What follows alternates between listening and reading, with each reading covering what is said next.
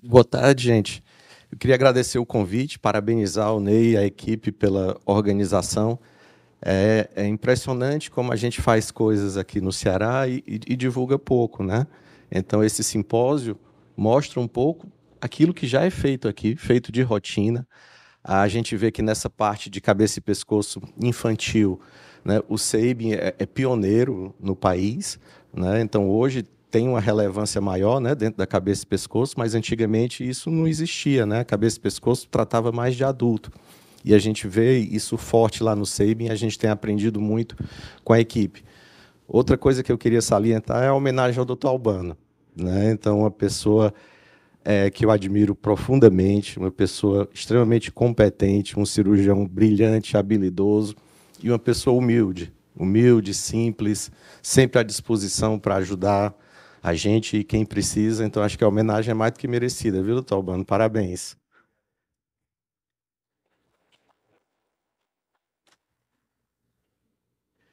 Esse slide, gente, talvez seja o mais importante com relação à traqueostomia. Então, é um procedimento comum, né, realizado com certa frequência. Eu vou falar um pouquinho da importância dela.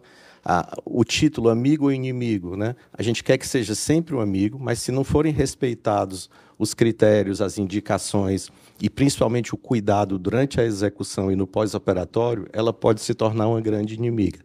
Então, no mundo ideal, num paciente já internado, a traqueostomia ela deve ser muito bem avaliada, né, se a gente deve indicar ou não.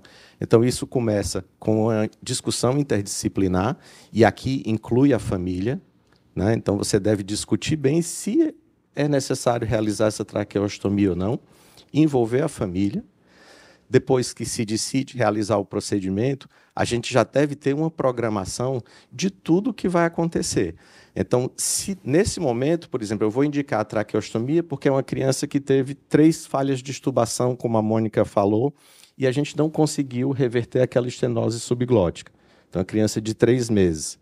Então, a gente deu o diagnóstico, tentou um tratamento que não foi possível, sem a traqueostomia, indicou a traqueostomia, e já sabe que essa criança vai ficar traqueostomizada até por volta dos 2 anos, quando a gente pode realizar uma cirurgia para corrigir a estenose estenose subglótica dela e tirar a traqueostomia.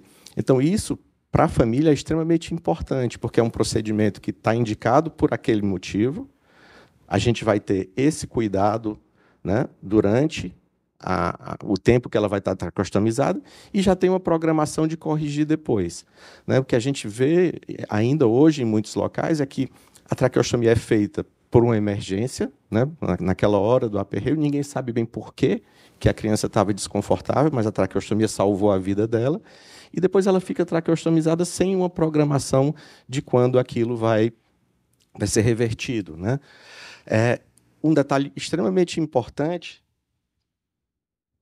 é a educação, né? Então, a família...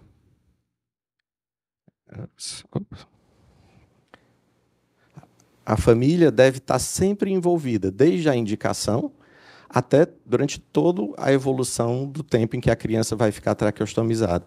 Então, em termos de educação.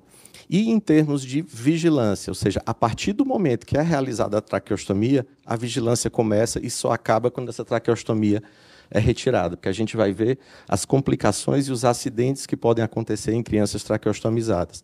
Esse estudo mostra que ele analisou essa educação, né? Então, mostrando que quando a família é envolvida desde o início e entende bem por que o procedimento está sendo feito, os cuidados, e é educada desde o início, o índice de complicação e de morte, inclusive, diminui. Por que ela é importante, né? Então, a gente sabe que é um procedimento relativamente comum. Nesse estudo de 2021, 0,2% dos pacientes internados, de uma maneira geral, em hospitais pediátricos terciários, foram traqueostomizados. A taxa de mortalidade é alta, tá? Em torno de 10 a 20%, mas principalmente porque são crianças graves, né? Crianças que têm outras comorbidades e, na maioria das vezes, a causa da morte não é a traqueostomia em si, e sim a doença de base ou as comorbidades que ela tem. Mas outros estudos mostram que de 0 a 3,5% das crianças traqueostomizadas vão a óbito por problemas da traqueostomia mesmo, né, do procedimento ou dos acidentes que podem acontecer, que a gente vai conversar um pouquinho. Então, torna a compreensão desse procedimento extremamente importante. Esse outro estudo, de 2018, nacional, certo, de um grupo que inclusive, a gente troca muita informação, né, lá do nosso serviço de via aérea, fez uma avaliação da literatura, né, mostrando, parecido com aquele, né, que de 0,5% a 2% dos pacientes que foram intubados vão terminar em traqueostomia. Né? A mortalidade também foi alta, em torno de 18%, também pelo mesmo motivo, né, pelas comorbidades, mas, nesse estudo deles, 1,3% foram a óbito por causas que envolvem a traqueostomia. Esse outro estudo, também brasileiro, de 2022, é uma revisão. Eles revisaram 1.560 artigos, selecionaram 49, mostrando um índice de complicação alto, né, em torno de 40%. As complicações mais comuns foram as cutâneas, né, granulomas, machucados e tal. Taxa de mortalidade foi alta, comparada aos outros, em torno de 6%, e principalmente relacionadas à obstrução ou à decanulação acidental. Como a Mônica mostrou naquela classificação de estenose, eu posso ter crianças que respiram um pouco, têm uma estenose, mas se o traqueóstomo cair ou for ocluído, ele consegue respirar alguma coisa. Tem outras que são completamente dependentes. Então, se obstruir o traqueóstomo, obstrui toda a entrada de ar e é óbito certo, né? Então, se o obstruir ou se ele sair do lugar, que é impressionante como acontece, às vezes até nas UTIs, a gente vê que ocorrem acidentes de decanulação e saída do traqueóstomo. Então, a traqueostomia pediátrica, principalmente, é associada com muitas complicações. A taxa de mortalidade é alta, mas ela não pode ser negligenciada, principalmente porque muitos dos fatores relacionados a ela são fatores que a gente consegue prevenir com educação e treinamento. Mais um estudo, né, mostrando que até 19% das crianças, né, que tiveram alguma complicação relacionada à traqueostomia, felizmente a maioria são complicações mais simples, e que a principal causa de morte nessas crianças são, como naquele outro estudo, né? Ou seja, obstrução do tubo, deslocamento ou decanulação acidental. Então, a gente tem que fazer de tudo para conseguir prevenir isso. Se a gente conseguir, isso que eu vou mostrar para vocês, seguir todas essas etapas, cada vez mais a traqueostomia vai ser um amigo nosso, né? E não um inimigo. Então, dentro dessa visão de importância, a Sociedade Brasileira de Otorrino e de Pediatria criou um consenso, né, o primeiro consenso, sobre as indicações, o manuseio, o cuidado dos pacientes traqueostomizados. E também foi feito um manual, que esse manual vai para as famílias. Eu deveria, a ideia é chegar ao momento em que todos sejam educados, todos recebam esse manual, e a gente vai ver como tem umas coisas interessantes para atuar nessa prevenção. Então, como é que a gente vai conseguir reduzir essas complicações? Tá? Então, com relação à decanulação, tem muito a ver com a técnica, né? Então, aqui tem um grupo internacional de cirurgiões pediátricos que fez um questionário para várias pessoas que realizavam a traqueostomia e conseguiram classificar o que eles consideram fundamentais, ou seja, que não dá para abrir mão, coisas que eles recomendam na tentativa de diminuir isso. Então, por exemplo, o que foi absolutamente unânime foi o uso de fios de reparo. Vou mostrar para vocês o que são. Então, são fios que ficam na traqueia e que você consegue tracionar e facilita a recolocação do traqueóstomo. Então, foi unânime que tem que ter esse fio de reparo sempre, né? Com relação à maturação, né, ou seja, suturar a traqueia, eu vou falar um pouquinho sobre isso depois, eles acham que deve sempre, na medida do possível, claro que sendo eletivo, a gente fazer a avaliação da via aérea antes. Então, a criança está com desconforto, vamos avaliar a via aérea, ver o que ele tem e aí traqueostomiza. Então, seria ideal para ter esse diagnóstico. E considerar a traqueoscopia flexível depois do procedimento. Então, faz a traqueostomia, depois bota o aparelho pelo traqueóstomo, vê se ele está bem posicionado, se está machucando a carina, se está traumatizando a traqueia ou não. Então, a técnica ela é fundamental. Aqui, com relação aos fios de reparo, né? Então, existem várias maneiras de fazer a traqueostomia. Você pode fazer a incisão da traqueia na horizontal, na vertical, como está aqui. Nessa situação, os reparos vão ficar de um lado e do outro. Pode fazer na horizontal, só a incisão, aí o reparo vai ficar em cima e embaixo. Pode ser feito com aquele retalho de Bjork, que é a técnica que a gente mais usa lá no serviço, ou seja, você confecciona uma janelinha da cartilagem e sutura e deixa os dois reparos. Então, esse reparo, veja como ajuda. Se o traqueóstomo cair, então eu consigo tracionar de um lado do outro, ou em cima e embaixo, se for o caso, expondo, né, o orifício para recolocar esse traqueóstomo. Então, é muito importante, e muito importante que as pessoas saibam que tem esse reparo e que a utilidade é essa, porque a gente já viu também as pessoas cortarem os fios de reparo, achando que é um ponto que foi dado ali por qualquer motivo e esqueceu de tirar. Então, o reparo é fundamental. Vou falar depois. Maturação, né? Então, quando a gente faz a incisão da pele, você vai ter a pele, subcutâneo, músculos, até chegar na traqueia. Tá? Então, eu tenho um trajeto. Tá? Se esse trajeto é longo, eu tenho todas essas etapas, digamos assim, o traqueóstomo pode sair e eu posso empurrar ele de novo na pele. Então, ele passou pela pele, passou pelo subcutâneo e não entrou na traqueia. Desceu ali antes da traqueia, fazendo um falso trajeto. Para a gente que está olhando, o traqueóstomo está posicionado, né? Está lá no orifíciozinho da pele, mas não está dentro da traqueia, não vai ventilar. Então, isso também é uma complicação. Tá? Então, ou seja, um falso trajeto desse traqueóstomo. E a maturação, ela diminui esse risco. O que consiste essa maturação? Suturar a traqueia na pele. Tá? Então, como a traqueia vai suturada direto aqui, eu diminuí esse espaço, né, entre a pele e a traqueia, onde eu posso ter uma entrada por engano, um mau posicionamento. Chamar a atenção dos jovens, gente, que a troca de traqueostomia do traqueóstomo não é uma coisa simples. Né? Então, por exemplo, lá no HGF, nos adultos, a troca do traqueóstomo pela primeira vez era feita pelo R1, sozinho, que eu acho uma temeridade, e depois a gente mudou isso. Né? Então, pode ser uma coisa extremamente simples, mas pode ser uma coisa extremamente complexa. Já aconteceu comigo de eu tirar o traqueóstomo com tudo pronto e não conseguir botar de volta. Então, tem que pegar uma pinça, abrir, para recolocar, porque numa traqueostomia recente, ela pode fechar muito rápido, né? Em questão de minutos. Então, não dá para eu ter ali, vou trocar esse traqueóstomo, senta aqui. Aí tirou, não conseguiu botar, agora se deita. Vixe, esse não passa. A enfermeira traga aí um traqueóstomo menor, não acha e tal. Então, não dá para ser nada desse tipo. Tem que ser uma coisa bem planejada e programada.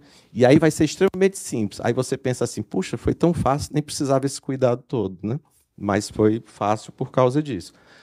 Então, a maturação ela é recomendada por aquele grupo. Lá a gente também faz isso, e acho que é uma coisa extremamente importante.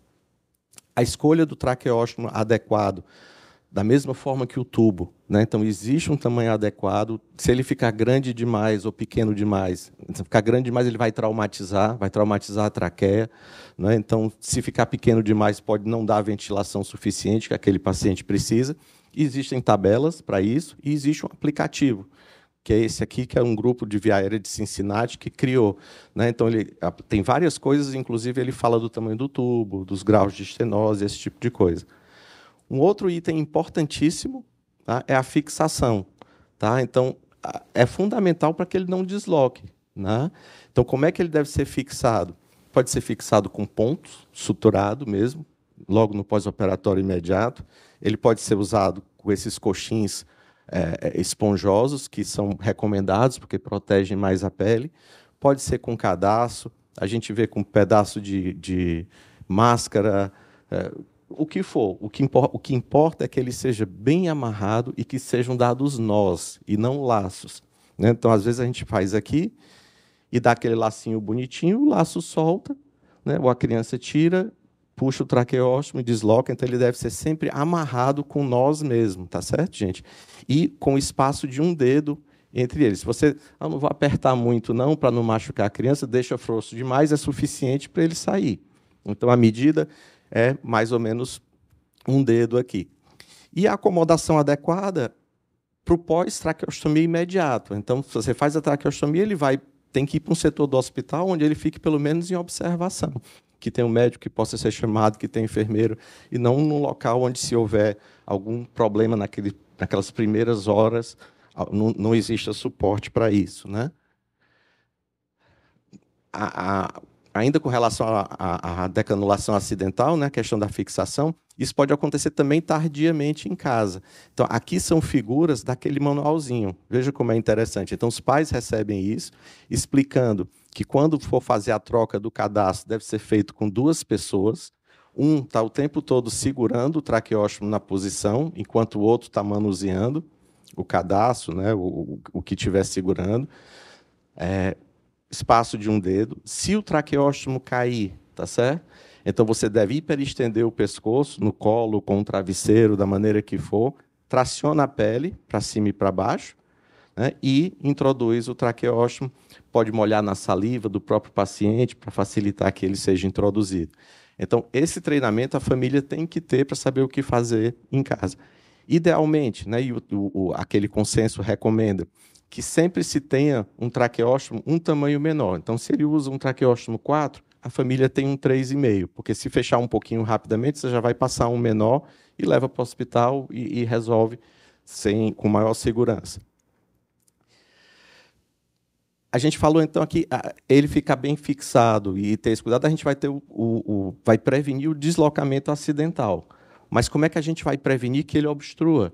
Né? Então, existem traqueóstomos de metal, não sei se vocês já chegaram a ver, e inclusive de plástico, que tem umas que a gente chama de subcânula. Né? Então, ele tem o traqueóstomo e tem como se fosse um caninho menor dentro dele que você pode tirar e lavar essa subcânula. Os de metal, todos os tamanhos têm essa subcânula, e os de plástico, né, ou silicone, esses materiais, só alguns maiores. Na maioria das vezes, as crianças pequenas elas vão ter traqueóstomos sem a subcânula, certo? Ou seja, traqueóstomo que, se tiver secreção, tiver uma rolha, ele vai obstruir. E a única maneira de limpar é com o aspirador. Então, as famílias têm que estar orientadas como aspirar, que tem que colocar soro, umidificar essa secreção, aspirar tantas vezes por dia, ter as sondinhas de Nelaton, ter o aspirador e explicar que o aspirador tem que andar junto o tempo todo. Então, às vezes, chega no consultório, aí a criança chega e diz, cadê o aspirador? Está no carro. Não dá tempo. Se criar uma rolha, certo, no local, e o pai for correr atrás de pegar o aspirador no carro, trazer de volta, ligar numa tomada e fazer, então, não dá tempo. Tem que ter isso em mente e ter essa orientação de que tem que andar com ele sempre, porque uma oclusão por rolha pode causar o óbito, e a gente viu que é uma das causas de óbito na criança traqueostomizada. Então, tem que ser feita a umidificação, a hidratação sempre, tem que ser feita a limpeza e a aspiração, sempre ter o aspirador por perto.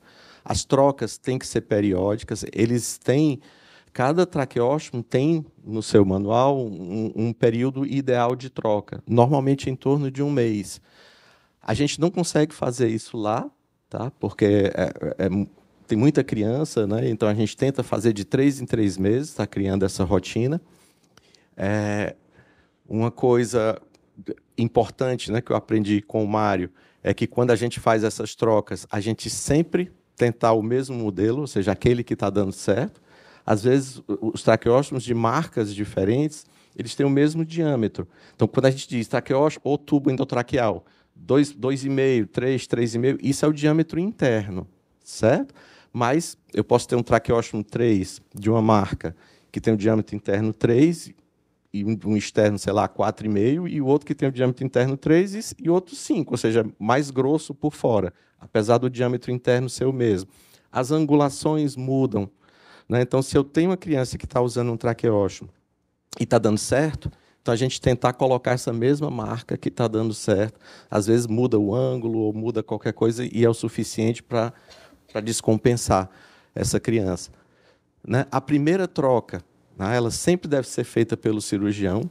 Normalmente, quando se faz a traqueostomia, é colocado um traqueóstomo com CAF, com o balãozinho aqui.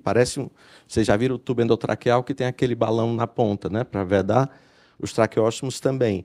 E normalmente, depois dessa primeira troca, a não ser que precise de ventilação e tudo, a gente troca por um sem CAF. Então, essa primeira troca, a recomendação é que seja feita pelo cirurgião.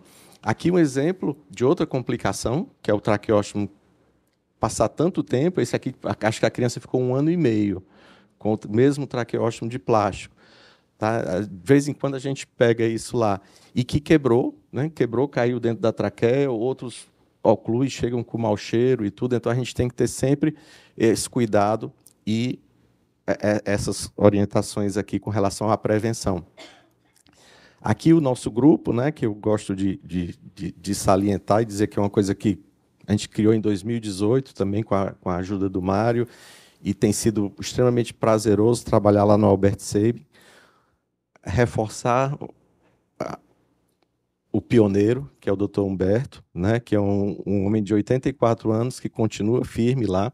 Nós fomos para esse curso e ele foi junto, né, Mário?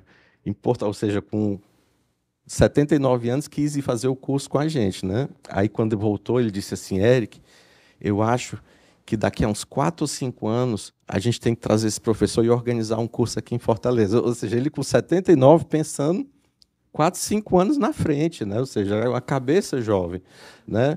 Então, se hoje nós temos esse grupo todo e mais gente que não está aqui na foto fazendo isso lá, até 5 anos atrás era ele sozinho, tentando se virar, fazer o que era possível com esse pessoal. A gente tem recebido muita ajuda, né, de gente do país inteiro, né, para discutir os casos, então tem sido uma coisa muito gratificante. Bom, mas... Tu pode passar? A criança foi traqueostomizada. E aí, vai ficar para sempre? Né?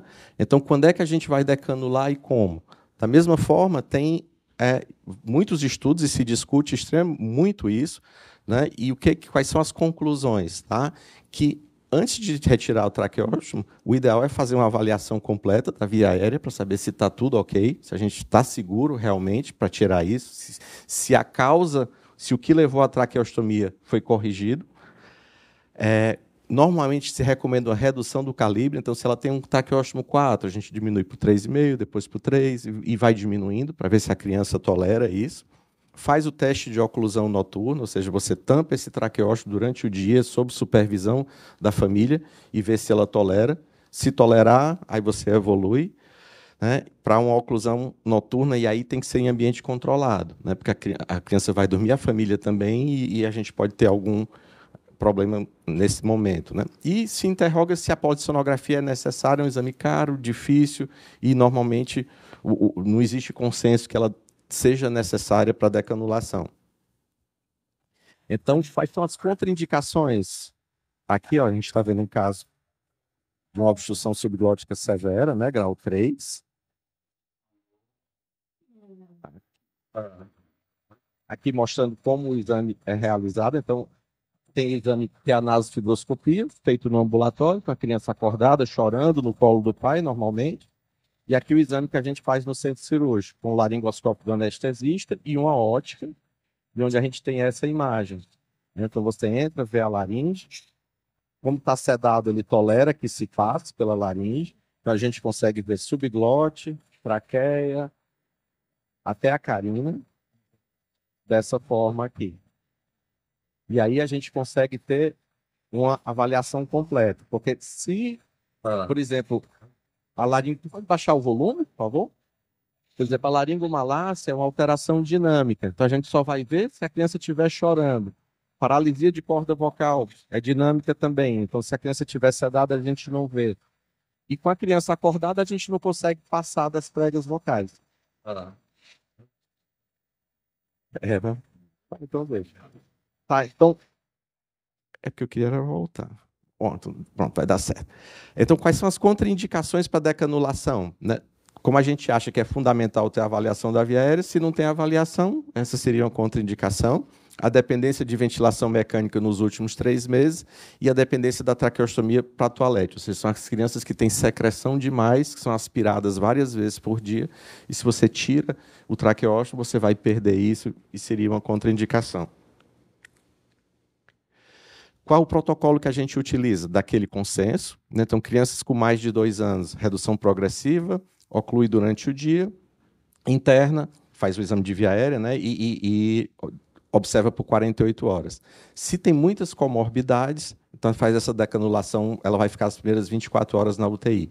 Crianças menores, não faz essa oclusão prévia, avalia se a via aérea está livre, fica as primeiras 24 horas na UTI e fica no hospital por 72 horas. Aqui é o fluxograma, né, mostrando o que a gente utiliza lá. Esse é a tese da Marinise, que é a fonoaudióloga que trabalha com a gente. Então, não vou entrar em detalhe, mas mostrando, né, que ela chega no... quais são os exames que faz, se tolera ocluir em casa, se não tolera, e assim vai até seguir todo o trajeto até a decanulação. Então, eu queria agradecer mais uma vez o convite, lembrar disso, gente, onde vocês estiverem, que puderem orientar alguém da família que tem uma criança traqueostomizada sobre esses cuidados, a gente vai poder estar salvando vidas aí. Eu fico à disposição, tá? Prazer.